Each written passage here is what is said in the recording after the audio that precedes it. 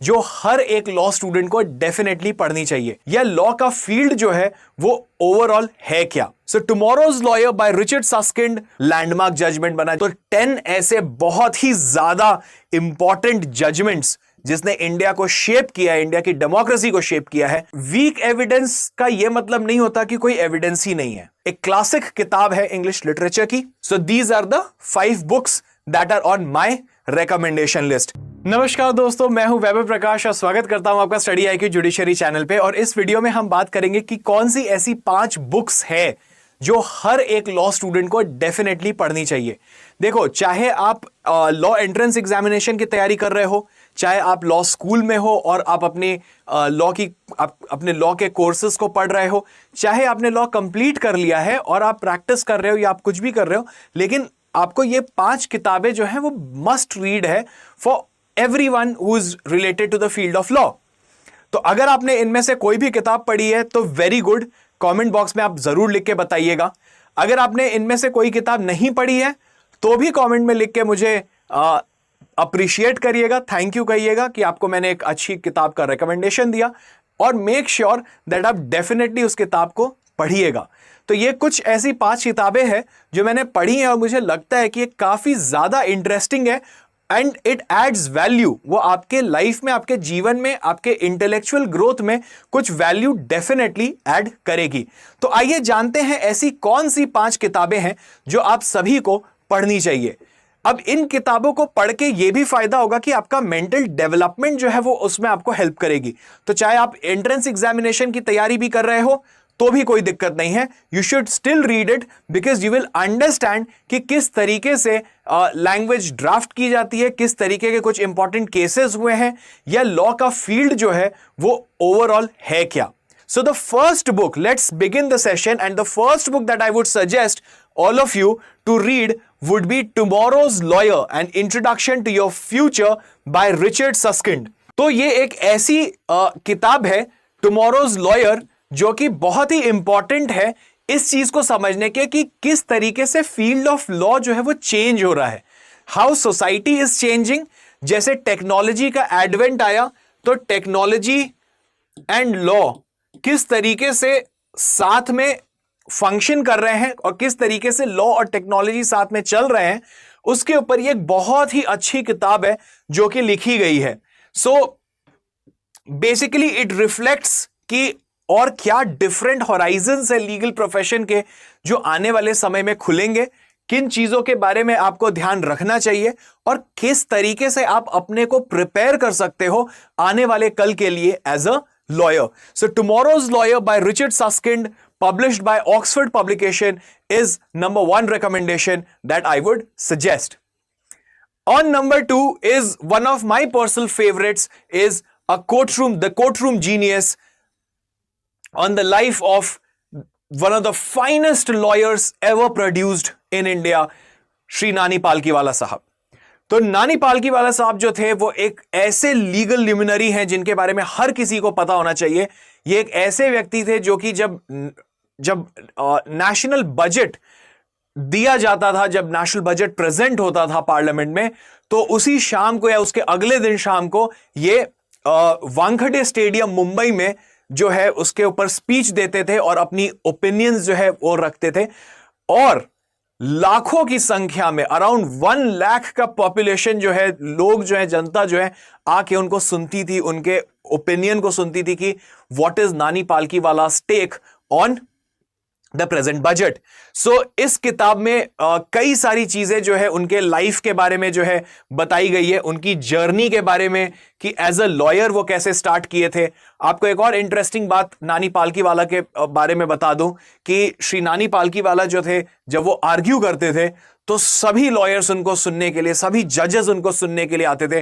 और एक ऐसा भी टाइम था जब एक बहुत ही landmark case of Kesavananda Bharati versus case हुआ था सुप्रीम कोर्ट में, तो उस पर्टिकुलर केस में इतने लॉयर्स और इतने लॉ स्टूडेंट्स आ गए थे सुप्रीम कोर्ट में कि उनको रोकना पड़ा था, उन लोगों को बाहर निकालना पड़ा था। They just came to listen to Shri Nani Palkhivala. लेकिन क्या आप जानते हो उनके बारे में एक बहुत ही इंटरेस्टिंग और रोचक सी बात जो कि इस किताब में आपको पढ़ने को मिलेगी? मैं आपको एक स्नीक पीक जरूर दे देता हूं। जब नानी पालकीवाला छोटे थे तो उनको स्टैमरिंग की प्रॉब्लम थी, वो हकलाते थे, वो साफ बोल भी नहीं पाते थे। फ्रॉम दैट बॉय जो हकलाता था, जो स्टैमर करता था, to a person in Supreme Court जिनको सुनने के लिए इतनी भीड़ हो गई कि जजेस को बोलना पड़ा था कि सबको बाहर करो। तो that journey of that boy, that man, that legend, from a stammering boy to one of the most eloquent speakers this country has ever seen, वो थे श्री नानी पालकीवाला। सभी इंडिया के बहुत बड़े बड़े जो कॉन्स्टिट्यूशनल केसेस हुए हैं, उन सभी में नानी पालकीवाला जो थे वो लॉयर थे। तो इस किताब में आपको उनके लाइफ के बारे में, उनके केसेस के बारे में, उनकी इनसाइट के बारे में कि वो कैसे सोचते थे, आपको ये सब कुछ जो है वो पता चलेगा। So one of my favourites number 2 पे है the courtroom genius Shri Nani Palkhivala. Number 3 पे है कुछ very very important, the 10 judgments that changed India by Mrs Zia Modi. तो जिया मोदी जो है वो AZB लॉ फर्म की one of the founding members हैं।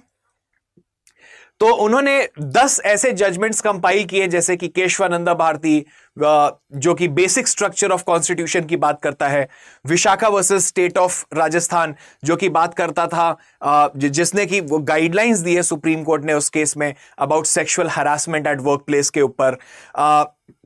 उसके बाद बात करें तो Maneka Gandhi versus union of India जो कि right to equality of passport के ऊपर एक बहुत लैंडमार्क जजमेंट बना, जिसमें गोल्डन ट्रायंगल का कॉन्सेप्ट निकल के आया, आर्टिकल 14, 21 एंड 19 का।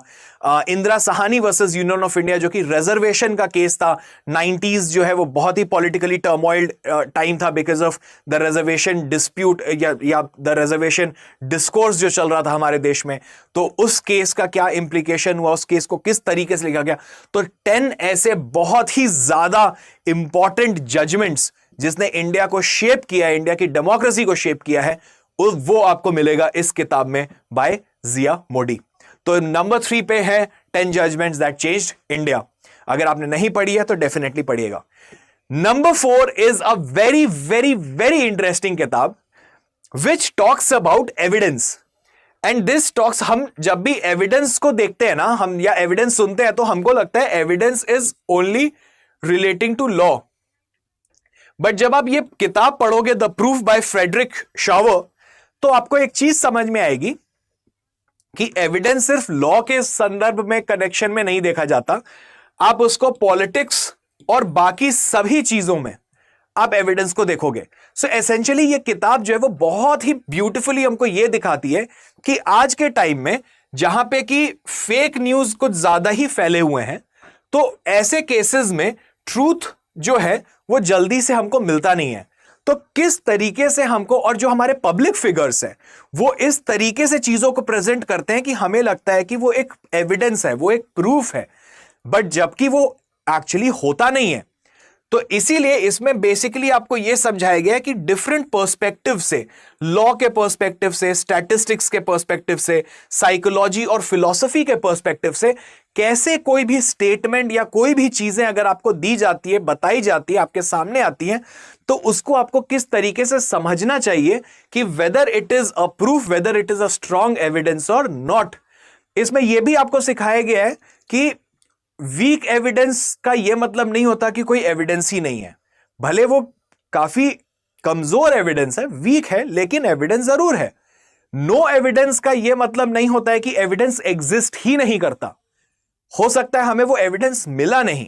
तो बहुत ही प्यारे तरीके से, बहुत ही अच्छे तरीके से हमको यह समझाया गया है इस किताब में कि role of evidence in everyday life and everywhere किस तरीके से होता है, जो कि हर एक को पढ़ना चाहिए for a very very good insight. So the proof is number 4 on my list, which I feel every one of you should read.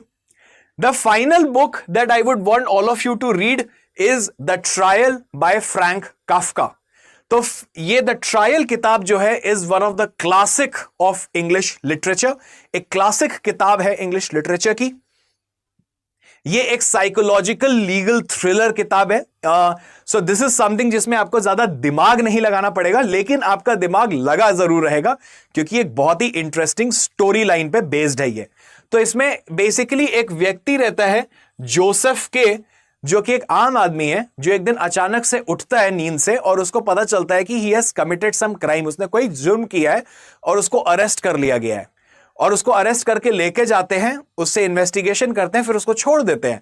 लेकिन उसको बार बार बुलाया जाता है, उसको जाना होता है अपनी अटेंडेंस लगवाने के लिए पुलिस स्टेशन में। तो वो ढूंढता है कि ऐसा हुआ क्या जो मुझे कुछ याद नहीं है कि मैंने ऐसा क्या गलत कर दिया अपने लाइफ में, मैंने क्या क्राइम कमिट कर दिया। सो ये एक बहुत ही इंटरेस्टिंग और फिर उसके बाद वो कोर्ट रूम में किस तरीके से अनफोल्ड होता है, उसके ऊपर है ये किताब the trial by Frank Kafka.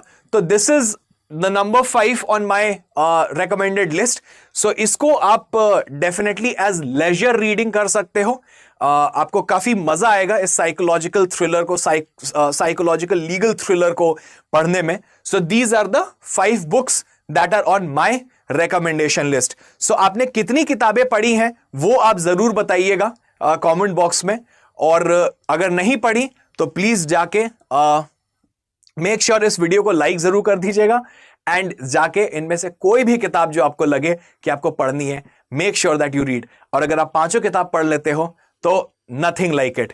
And अगर कोई किताब है that you would want to recommend तो प्लीज फील फ्री, आप कमेंट बॉक्स में लिखिए और बताइए कि आप कौन सी किताबें ऐसी सजेस्ट करने चाहोगे जो हमें पढ़नी चाहिए या हर एक लॉ स्टूडेंट को पढ़ना चाहिए। ठीक है, सो ऐसे कई सारे वीडियोस के साथ हम और आगे आते रहेंगे। Now before we end the session, अब मैं आप लोगों को कुछ इंपॉर्टेंट चीजें जो है वो जरूर बताना चाहूंगा। स्टडी IQ आपके लिए लेके आया है एक मॉक टेस्ट सीरीज जो कि क्लैट 2024 एस्पिरेंट्स के लिए काफी इंपॉर्टेंट रहने वाला है। ये आपके लास्ट के कुछ दिन बचे हुए हैं एग्जाम के लिए, and this is the day और दिस इज द टाइम जहां पे कि आपको सबसे ज्यादा प्रैक्टिस की जरूरत है। ना प्रैक्टिस आप कहां से कर सकते हो? प्रैक्टिस करने का बेस्ट तरीका है आप इधर उधर बिल्कुल मत भटकिए, और आप बस इंश्योर इतना करिए कि आपके मॉक टेस्ट जो है वो प्रॉपर हो, आप सेक्शुअल टेस्ट ले सको, क्लास नोट की PDFs को जो हम जितना भी पढ़ रहे हैं आप उसको एक्सेस कर सको, सो दैट आपका रिवीजन जो है वो काफी जल्दी से हो जाए। तो आप इस मॉक टेस्ट सीरीज को जो है परचेज कर सकते हैं 2499 में, एंड 2499 के लिए आपको सिर्फ और सिर्फ मेरा कोड जो है वो यूज करना है, विच इज वेबअप, और इसकी वैलिडिटी जो है वो रहेगी आपकी दिसंबर 2023 के लिए, क्योंकि जो एग्जाम है वो कंप्लीट हो चुका होगा बाय 3rd दिसंबर। ये सारे फीचर्स जो है वो आपको मिलेंगे ही मिलेंगे, लेकिन अगर आपको एक एक्सटेंडेड वैलिडिटी के साथ एक कोर्स चाहिए जहां पे कि आप ये सब कुछ आपको ये सारी फीचर्स मिले, plus in addition to that आपको रिकॉर्डेड लेक्चर सीरीज भी मिले जिसमें कि आप अपने थ्योरी पार्ट को भी कवर कर सको, थ्योरी भी पढ़ सको, तो उसके लिए आप क्या कर सकते हो, आप हमारा एक स्मार्ट कोर्स जो कि क्रैश कोर्स प्रोग्राम है जिसकी वैलिडिटी अगस्त 2024 तक है, आप उस स्मार्ट कोर्स को परचेज कर सकते हो एट 7499। अगेन ये आपकी इफेक्टिव फाइनल प्राइस होगी जो कि आप ले सकते हो eight by using the discount code which is webhub। अगर आपके मन में कोई भी डाउट हो, कोई भी डिफिकल्टी हो आपको एनरोल करने के लिए, तो आप मुझे टेलीग्राम और इंस्टाग्राम पे मैसेज कर सकते हो। Till then stay safe, happy reading, have fun and take care. Bye bye.